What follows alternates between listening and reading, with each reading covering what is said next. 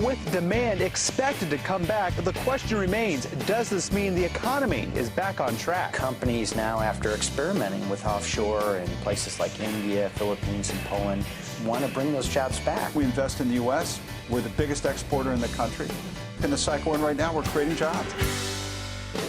From Radio America, it's Neil Asbury's Made in America, the show that explores American industry, large and small, and promotes American-made products everywhere. Put Neil Asbury's Made in America to work for you. A very big welcome to you today. I'm your host, Neil Asbury, together with co-host Dr. Rich Rothman. So, Rich, I'm still really concerned about inflation. I'm just seeing it just getting completely out of control. As an American manufacturer, everything in the supply chain is just completely upside down. You can't get trucks. You can't get people to drive the trucks. You can't import materials right now. I mean, hey, look, I'm proud to be an American manufacturer, but we're connected to global supply chains. And if you can get product produced with commodity prices going through the roof, so you can get them, say you can get them, then you have to get them on a ship. I mean, there's just the capacity on the ships. I don't know if they're playing games, these steamship companies, or not. But when you have Home Depot saying that they're going to start chartering their own ships to bring product from Asia to the United States. You have Walmart talking about buying their own ships because they cannot get cargo space. What does that mean for the American entrepreneur and the small business person who need to handle their own logistics and compete with these people, paying, number one, huge premiums, using their weight, to get priority? It's squeezing out the American entrepreneur now, and we haven't seen the fallout of this, by the way. We haven't seen a fallout. I got to tell you, come third and fourth quarter, you're going to see a lot of small businesses and entrepreneurs struggling in this country because they just can't get the products they need to build or to sell their products. Well, you can't say that the Republicans didn't warn the Democrats when they wanted to do this a long time ago. They said this is going to be a very bad scenario for us because people are going to stay home. They are not going to go to work. And that's exactly what's happening right now. I mean, you cannot go into a major downtown environment and not see hiring signs everywhere you go. Everywhere. There are hiring signs. The billboards on I-95 are advertising jobs that are available in the malls that are coming. And that's how regionalized it is. I mean, this is just unbelievable. We cannot get people to come to work. Now, about 22 states are starting July 1st. They're not going to accept the federal money. They're not going to distribute that money. Florida being one of them. The unemployment insurance money. The unemployment insurance, that's right. Yeah, but add that up. That supplement is dangerous. And we're going to have to see what happens, whether people will come back to work. But you're right. Imagine what would happen fourth quarter if people didn't want to come back to work. Or if as in my case, I can't get people, but I also can't get the materials and the raw materials. You need the product for fourth quarter. Because the supply chain is completely shut down right now. And the U.S. government is sitting on the sidelines helpless. But anyway, we're going to talk more about that because what does this mean? It means inflation. It means inflation because, prices are going up. You got to pay more for labor. You got to pay more for materials. Everything, freight. Oh, my goodness. Well, the Feds talked about that this week, Neil. The Feds talked about it. They're moving up their timeline. They said we're going to start increasing rates 2023. The market reacted to that. Well, 2023, man, what I'm worried about is what happens between now and then. But, man, we got a lot to talk about today. We have an incredible show. Coming up is Gordon Chang, the author of The Coming Collapse of China. Wow, isn't that an interesting topic? But Gordon's been with us a number of times. He's going to talk about the G7 summit and what happened there, and how they called out China and to see if that really means anything. Yeah, that was vicious. Gordon scared me. A great guy. He's been with us a number of times. It's very appropriate to have him on today as to comment on not only China, but also Russia and what happened there. Oh, my goodness, what happened there. But right now, we have Steve Milloy. He was an advisor to the Trump-Pence transition team at the EPA. He's also the founder of Junk Science. And besides that, he's an all-around good guy. Hey, Steve, welcome to Made in America. Hey, Neil, thanks for having me. So, we got a whole lot to talk about, but, I want to get to energy. I mean, you are at on the EPA transition team. But before we do that, this is just on my mind. I just don't know what happened here. Maybe you can help me. When Biden met Putin and they're meeting, and I didn't hear how it was said or anything, or if I'm hearing this out of context, but he said to Putin, hey, look, here's 16 industries that we don't want you to touch for any cyber attacks. What does that mean for the 17th and 18th and 19th industries? I mean, is that okay? Have at it? Yeah, what's the message in that? What's the message? What was he trying to say? I lost my mind when I heard that yesterday. That was really something. Yeah, no. How can you tell? How can you say that to your main adversary on cyber attacks? That, please don't do this, but you can do. I mean, the whole thing was crazy. But then Biden is kind of crazy, so I'm not really surprised. I mean, is that why his staff is like so crazy about keeping him away from the press because he just says really dumb things?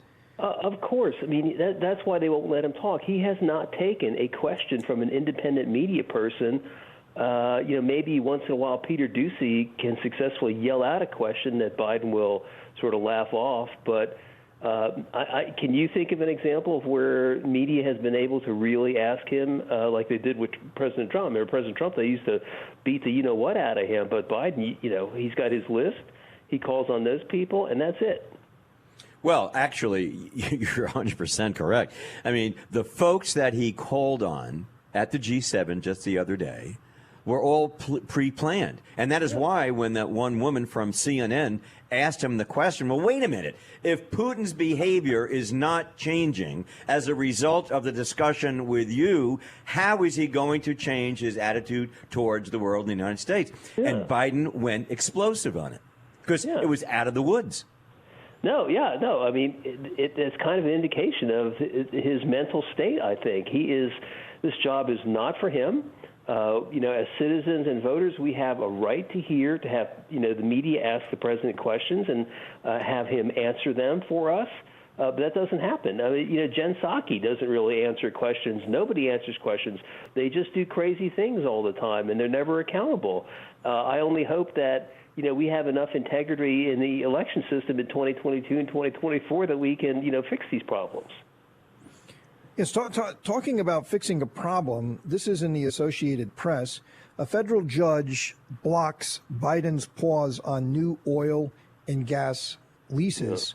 Yeah. And, I mean, this is a really big deal. One of the things that we have from the Trump administration is that we're an energy independent country. We're an energy exporting country. Who would have ever believed that? We have the largest reserves in the world of energy in our country, and we're taking advantage of that. But, the Biden administration comes in and he says, hey, we're going to suspend all new oil and gas leases on federal land and water. I mean, that's a big deal. Now they're making us reliant on places of the world that are incredibly unstable. But a federal judge stepped in and said, no, you can't do that. We're setting that aside, and these leases can and will continue. What do you think about that? So you're right. We were energy dominant under President Trump. And then Joe Biden came in, and the first thing he does is he kills the Keystone Pipeline and 11,000 jobs. And the second thing he does is ban new leases for drilling on federal lands.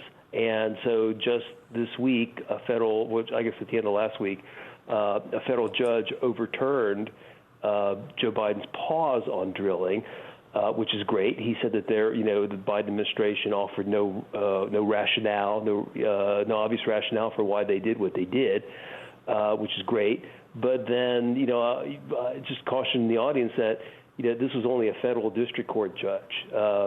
It might get appealed to a federal appellate court that overturns it. I mean, this has got a long way to go.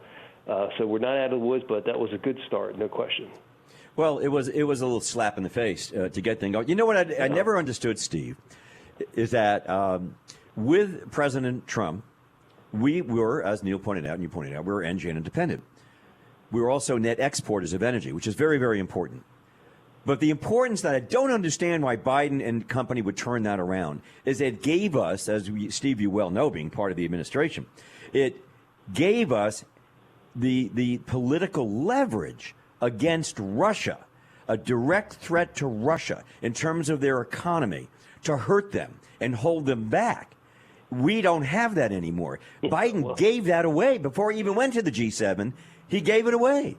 Yeah. And not only were we energy independent, which is great for our economy, but we also had a catch on what we could do against the Russians, and he just gave that away.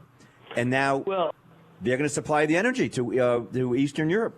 Yeah, I mean, and Western Europe. The whole thing is so crazy. Look, China, its goal is to be the lone global superpower by 2049. Russia is hacking into our infrastructure and shutting us down.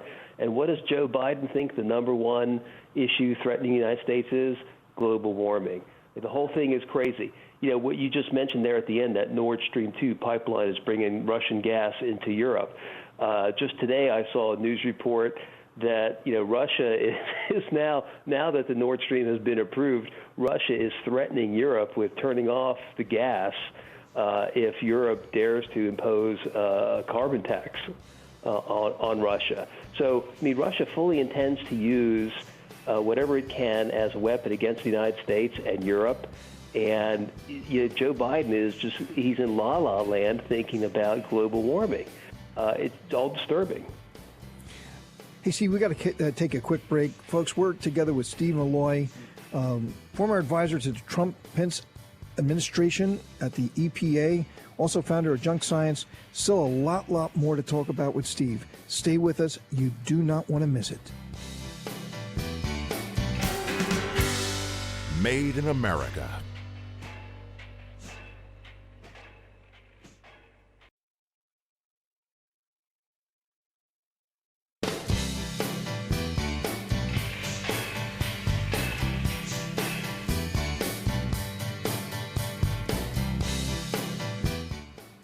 Welcome to Made in America. I'm your host, Neil Asbury, together with co-host Dr. Rich Rothman, and we are together with Steve Milloy, former advisor to President Trump and also founder of Junk Science. Just before we move on, as far as energy and pipelines, you know, Biden shuts down the Keystone Pipeline, and, you know, we followed that a lot during Obama's period and during President Trump's period. And now Biden, you know, he whacks it, he closes it down. I guess it's officially abandoned now. But yet he approved of the pipeline from Russia to Europe to move energy. And I guess they needed American technology, and we could have shut that down as well. But it's okay to build pipelines in Europe from Russia to Europe. Well, he said it was almost done. It's only fair. But the Keystone Pipeline, which also was, you know, in very advanced state, you know, was shut down. I mean, how hypocritical is that? Well, I don't know the politics behind that, but that is absolutely insane. Yeah, the politics are hard to fathom. You know, under President Trump, it was America first, right? And under Joe Biden, it's America last, because if Germany, who wants to get off coal and into natural gas, if they want to do that, they need gas from someplace.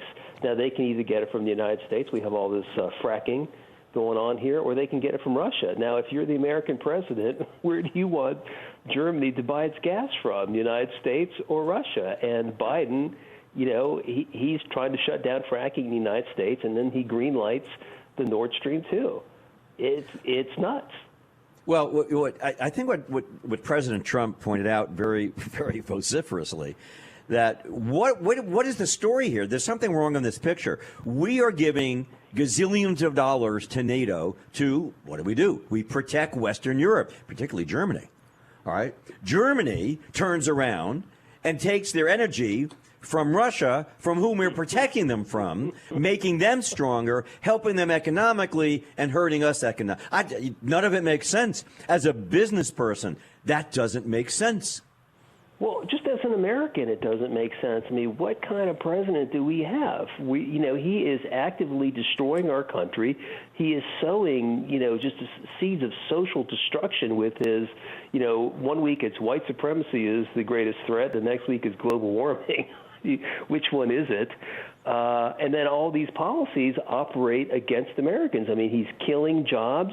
You know, all his green policies, you know, he wants more EVs and more wind and more solar. Well, guess what? All that does is raise energy prices in America. Since all this stuff comes from China or depends on China, we're just enriching China and simultaneously becoming more dependent on China. Now, do we want, as China, you know, wants to be the lone global superpower, do we want to become dependent on China? Well, yeah, incredible. Here's another one for you, Steve, that just came up this week.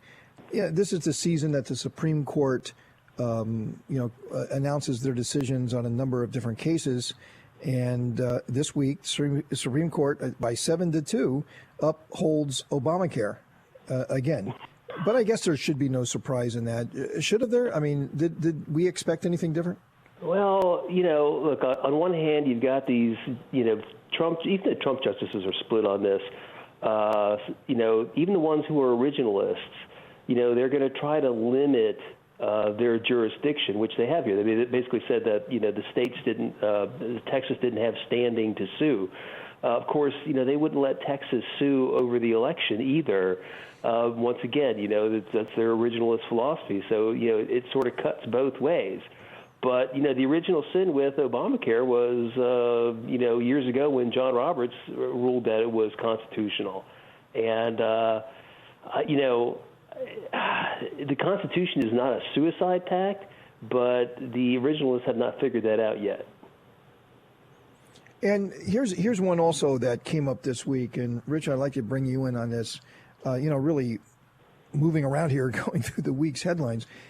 But small businesses in the city of San Francisco are really taking it on the chin with what?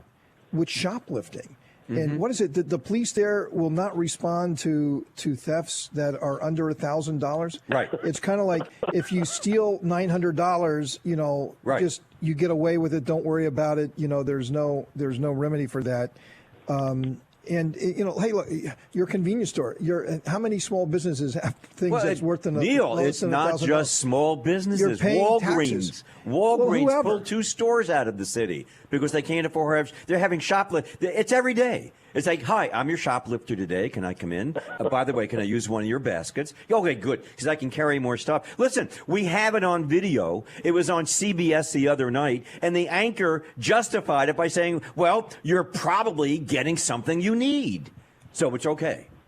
That's insane. We do live in a bizarre world, I will say you that. So, Steve, I mean, what do you make out of that one? Well, I mean, you know, law enforcement has become politicized. Last year during the George Floyd riots, a BLM protester said that shoplifting was reparations.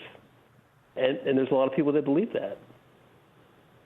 And then also another news report this week is that the rapid enforcement team in Seattle, the rapid enforcement team of police, rapid enforcement team has resigned. They all left together. Well, they weren't allowed to be rapid. Talking about police. It's like Chicago. And the situation of police. Chicago police can't run after somebody who's committed a crime, but they have to call it in first and see if they can run after the person. Unbelievable. Wow. Unbelievable. Hey, Steve, thanks for being with us today. What a week. What a week. Yeah, my pleasure. We really appreciate it.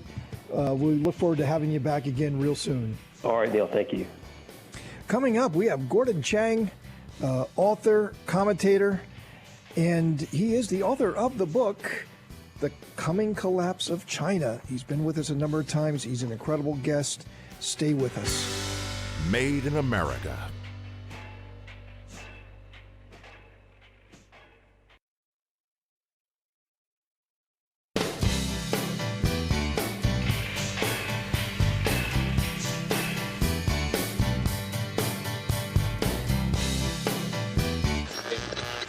Sharply higher at the open, stocks continued to perform well over the course of the day Tuesday. And I think that bodes well here over the next couple of years for having bigger demands coming to this country. Now, more of Neil Asbury's Made in America. Welcome to Made in America.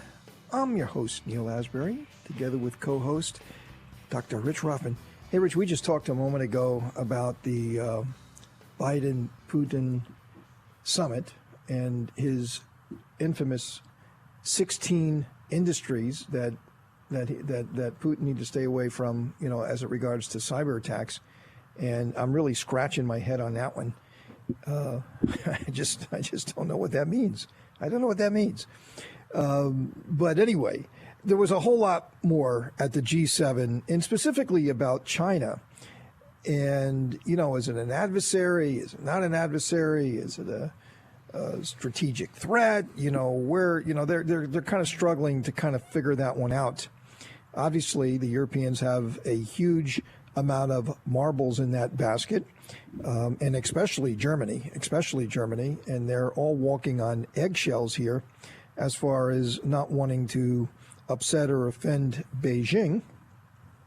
So it's a pretty tough job to get this alliance all aligned on how to deal with China. Gosh, I thought they were the club. They welcomed Biden back to the club. They would. What a great group. So the guy who's the foremost expert on China, North Korea, America's relationships with the Asia Pacific, so fundamentally important, not only economically, but from a security point of view, so important. And we have the man himself, Gordon Chang. He's a commentator. You see him on television all the time. He's the author of The Coming Collapse of China, and his Twitter handle is @GordonG.Chang. Here he is right now, folks. Gordon, welcome to Made in America. Well, thank you so much. I really appreciate this opportunity. So tell us, just quickly, we talked about it a moment ago, but I got to ask you because, we still can't figure it out. What was Biden saying to Putin when he said there were 16 industries that he couldn't touch? What about what's the message in that? How about every other industry? Yes, that was perplexing. I think Biden should have been very clear that all cyber attacks must stop. And it's not just that they got preferential industries here; it's everybody. So I agree with you 100% on that. Yeah, I just don't know what he was getting to. So let's go to the meeting in Cornwall. In southern England, by the way, a very beautiful place. But the G7, they kind of like skirted around the issue, right? It was at least they kind of unified on a message that, hey, wait, China, they're doing some not so nice things, but anyway, we're just going to kind of make a comment about it, but it's not going to have any teeth, or we're really not going to coordinate our efforts or anything. We're just going to say that because it's a feel-good moment. Wasn't it any more than that? I think it was perhaps a little bit more, but this is a process. And, Biden has been talking about how important it is to get all of our allies and friends together on the same page. And really what occurred in Cornwall, and this is also true at the NATO ministerial just a day or so after, was that the Europeans are far behind where they need to be. They're moving in the right direction. They're being pushed not only by Biden, but by people in their own countries. And they're also being forced by Beijing to recognize how malicious the Chinese system is. So there are a number of forces at work here, but clearly the G7 is not where it needs to be at this particular moment. Yeah, I felt that way. While the G7's going on, there's a crackdown in Hong Kong. They arrested just the other day a very important publisher, pro-democracy publisher. The videos don't look the optics look horrible if you look at that and see what's going on. It's such a great, wonderful city, which we all love. It's almost like China's just sticking their finger in the eyes of the members of Western society and saying, hey, listen, we really don't care what you have to say. We have to do what we have to do, and we're going to continue doing what we have to do. Yes, and until the West really imposes severe costs on China, there really is not going to be very much change on the part of Beijing. The important thing here is that just a few hours ago, they attacked the offices of Apple Daily, the main pro-democracy newspaper in Hong Kong. Mm-hmm. They arrested the editor. They've also arrested others. Jimmy Lai, the publisher of the paper, has already been in jail and looks like he's going to stay there for the rest of his life under the national security law that Beijing imposed last June. So this is not a good situation. It's not the end of the story, but Biden, who told us he's going to be the human rights president, needs to do something now, because if the Chinese feel that they can absorb Hong Kong without cost, they'll move on every place else. And let's talk about everywhere else, and that's Taiwan. And I've been there many times. I love that island. I love its people. And how at risk is Taiwan to be invaded by China? I mean, what would have to happen for the Chinese to say, look, the West, they're not going to do anything about it. We're going to just go in there. We can do it. We're going to come across the straits, and we're going to reunite Taiwan with the mainland. Is that something that would happen in our lifetime? Well, certainly it's something that could happen in our lifetime. The Chinese have made it very clear that they reserve for themselves the right to use force to absorb Taiwan. And for many reasons, this is something that we cannot accept or should not accept. Taiwan is essential to our defense. It is the source of the world's most sophisticated computer chips. It is a vibrant democracy. And for those and other reasons, we cannot allow China to take Taiwan. You do this, and it's the same dynamic we're seeing in Europe, where Vladimir Putin takes Crimea in 2014. Now he's pressuring eastern Ukraine. These dictators don't stop until they are stopped. We have to stop them. You see, what worries me, you're 100%, of course, correct on that, Gordon. What worries me is that how are you going to get these folks in Western societies, in the G7, to accept the idea that they have to go up and take it seriously? I mean, look at Angela knows that more BMWs and Mercedes are sold in China than anywhere else in the world. The numbers are staggering. So when we come back from the break, Neil, I want to understand, how can we get these folks to understand they're making a deal with the devil, and ultimately it's going to work against them? So, Gordon, hold that thought for a second. We got to take a quick break. We're going to be back with Gordon Chang, very, very well-known, very high-profile commentator, and also the author of The Coming Collapse of China. Stay with us. Made in America.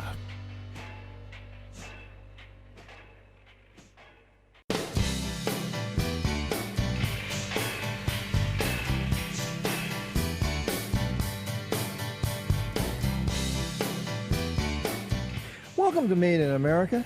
I'm your host, Neil Asbury, together with co-host Dr. Rich Rothman, and we're together with Gordon Chang, the author of The Coming Collapse of China, and you can follow him on Twitter at Gordon G. Chang.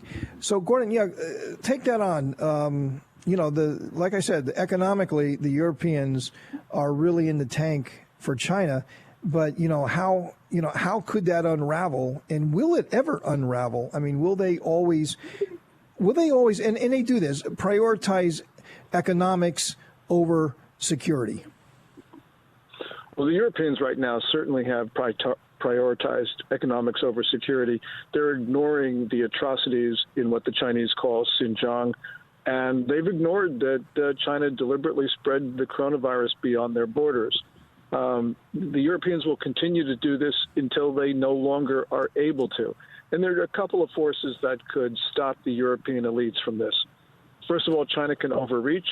Second of all, the European populations just may say, look, we've had enough of this, because the people in Europe, like the people in the U.S., know what to do. It's unfortunate, though, that we've got political leaders and business elites that, for their own particular reasons, want to continue relations with China when they shouldn't. China has shown itself to be the most dangerous actor on the world stage today, perhaps the most dangerous since the end of World War II, in my belief. So something's going to break this. But unfortunately, it might require tragedy to do that. Well, what a tragedy is, Rich, coronavirus. Well, exactly. And of course, the G7 did give lip service to that, and very wet noodly, how ironic, to say that. But who are they asking to investigate? Who is Biden asking, and the G7 folks, investigate where, the origin of the COVID-19? They're asking the WHO to step in as a third-party an omniscient observer. That's impossible. Gordon, that's insanity. These are the people who were in the bag with China in the first place. Gordon, will we ever get to Rich's point, will we ever get to a point in the Biden administration where they will clearly say that this came out of a Chinese lab in Wuhan? Well, first of all, the American people may just force Biden to do what he doesn't want to do. But the answer to that question could very well also be when we learn information for sure that this came from the lab. Now, my point is that wherever it came from, we know that Xi Jinping, the Chinese ruler, in December of 2019 and January of 2020, took steps to spread this disease beyond its borders. But that's not emotionally powerful. What would be emotionally powerful is when we have direct evidence that it came from the lab. When that happens, then I think that Biden will be forced to act because the American people just won't put up with it anymore. So let me ask you, I'm an American manufacturer. I import a lot of raw materials and things from China. I import a lot of things from all over the world to make my products. And right now, the whole global supply chain is so dysfunctional. And, all the containers coming out of China and getting shipping and doing all of that. Do you have any thoughts on that? I mean, what's happened? This is the global supply chain as it relates to China and getting product out of China. I mean, the Chinese obviously want to get their product shipped. So, I mean, they wouldn't be behind. They're certainly not behind this, right? I mean, everybody's a victim in this. Would you think that? Well, certainly everyone's a victim, especially American workers. China, for its own reasons, wants to force, for instance, foreign companies out of China once they've surrendered their technology and know-how. So China's making it very difficult for them. Now, China still wants to make things for people, but I think that once you get to the point where it's clear that China does not want to be a responsible member in global supply chains, when it tries to use its position to obtain unrelated geopolitical ends, then we can find, I think, a solution, which is to go to other places and have our stuff made. Biden talks about climate change. Well, one of the reasons why we have so much carbon in the air is because of all those container ships that ply the Pacific. They say that 15 of those ships actually put more carbon in the air than all the world's cars. So there are solutions. It's just that we have to have the imagination and we've got to have political will. Biden doesn't have it, but the American people may. Gordon, you wrote a really good piece relating to that in The Hill. It's posted on The Hill. The U.S. can solve the border crisis by decoupling from China. And I think that's important. You make that point. With all the ships that are coming over, we are really hurting the idea of the CO2 levels in the atmosphere. What would it mean to pull out of China and go into, let's say, Central America? That would be great for us because that would stabilize those societies, which means that people wouldn't be fleeing the Northern Triangle countries, Guatemala, El Salvador, sure, Honduras, for the United States. That means no pressure on our southern border. Right now, you have very few migrants from Mexico. And the reason is because there's a lot of manufacturing in Mexico. Now, Mexico has a lot of other problems, but the one problem it doesn't have is does not bleeding people into the United States like it used to. That's because of prosperity in Mexico itself. But I don't know what more we can do, Gordon, because we have a free trade agreement with Mexico, and we have a free trade agreement with the Central American countries that all of these migrants and crossing the border illegally. There is a trade agreement there between the United States. It is free. No tariffs, no duties, and that's been in place for many, many years, but it still hasn't created the economic activity because of the corruption in the situation in these countries, the local situation on the ground. I have operations around the world, and I can tell you, Central America, I'm not even thinking about it because of the security issues in those countries.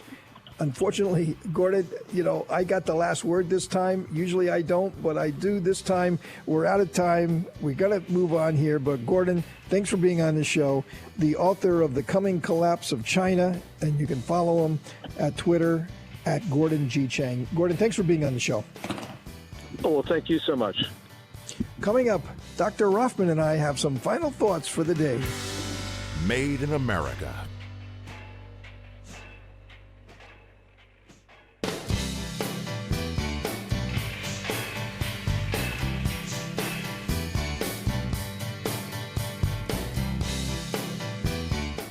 Welcome to Made in America. I'm your host, Neil Asbury, together with co-host Dr. Rich Rothman. Rich, I think that's a very, very important topic that we were just on about taking global supply chains and moving them, and where do you go, right? And as Gordon said, well, wouldn't it be wonderful that we could stop greatly or curtail this migrant issue that we have, illegals crossing the border. We don't know who's coming across the border. It's a very, very scary thing, and who's mixing in with these people from other parts of the world. Also a very scary thing. And you say, well, let's bring everything back to Central America.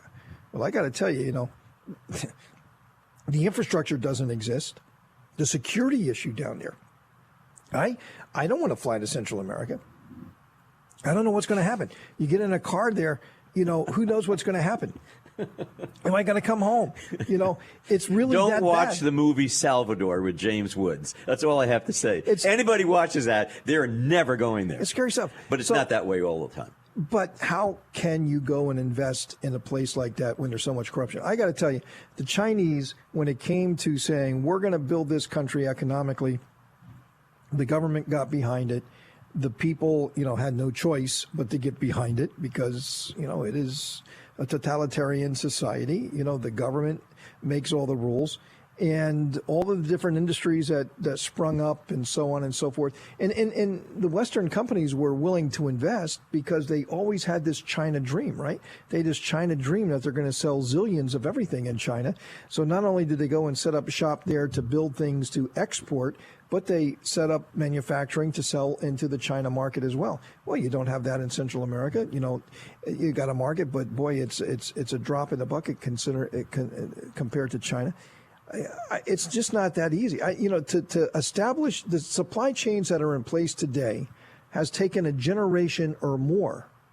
I mean, I'm talking the last 30, 40 years. This has been building, since really, the mid 1980s, right? And so what is that? 27, 30 years. This has been more than that, has been building. And it's not going to happen overnight that you're going to say, oh, we're going to relocate. It's just going to take a lot of time. Well, it's going to take a lot of time. And a lot of money. And yeah, it's going to take a lot of money. And that's also a downside because how do you trust the money in a lot of those dictatorships in Central America? So it's a very, very difficult scenario for people to put up with. I mean, guys like you who build manufacturing plants have to have a couple of things, one of which is safe, secure environment. Stability. And stability in the government. Predictability. Yeah, exactly. You have to know what's going to be a year from now, 2 years from now, a month, a week from now. And that's very, very difficult. I mean, what Gordon is saying, I think it's a really cool point. The U.S. can solve the border crisis, decoupling from China. If we bring the people here, if we give people the opportunity to have a life, you would think that would be a path that we would want to take and the Biden administration would want to encourage. Create a life, create a middle society, a middle culture in Latin America. Not in Latin America, we have that. In Central America, in this Northern Triangle area, you really solve two things. One, a problem with China, and two, the migrant situation coming out of Central America. That would be wonderful. The question is, which comes first, the chicken or the egg? How are you going to make this work? If you want to invest to make the government more stable, you can't do that with money. That doesn't work. We know that. Giving all the money in the world won't make it better.